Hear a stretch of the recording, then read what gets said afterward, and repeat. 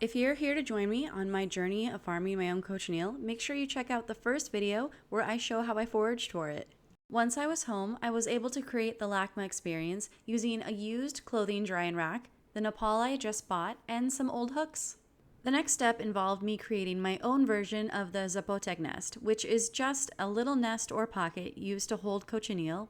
The traditional nest, made by the Zapotec people of Oaxaca, is beautifully woven, but mine are just made out of cardstock and a couple of pins, stuck straight into the Nepal cactus. My origami skills are not fantastic, so please do not judge this silly little pocket that I made. Now I'm going to mount my pocket onto each of the cactus pads. My butterfly-shaped quilter's pins are just a little added spice.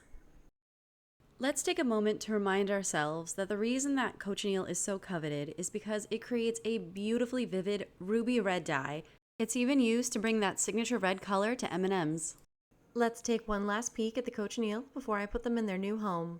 Using a scoop with a tapered point, I'm just going to get a little bit of cochineal and scoop it into each of the pockets individually. After reaching the end of my supply, I think I might have to go out and forage for even more cochineal. But for now, we're just going to make do with what we have and see what happens. And there you have it, my homemade cochineal nursery inspired by Mesoamerican artisans. This is the first time I'm doing anything at all like this, so I don't know if it will work, but I'm keeping my fingers crossed and I'm going to keep sharing it with you all. I am happy to report that by the next day, I saw some movement. See that little speck right there? And that one too? That's cochineal.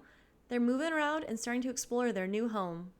The edge of this piece of paper seems to be quite the insect highway. I sped up their movement about 300% so that you could see them moving a little bit more quickly. But look at them. Pardon me, ma'am, I believe I was walking here first. We even had a few adventurers bold enough to start exploring the actual cacti. So let's see how this goes. And in the meantime, my fellow fiber enthusiasts, rove on!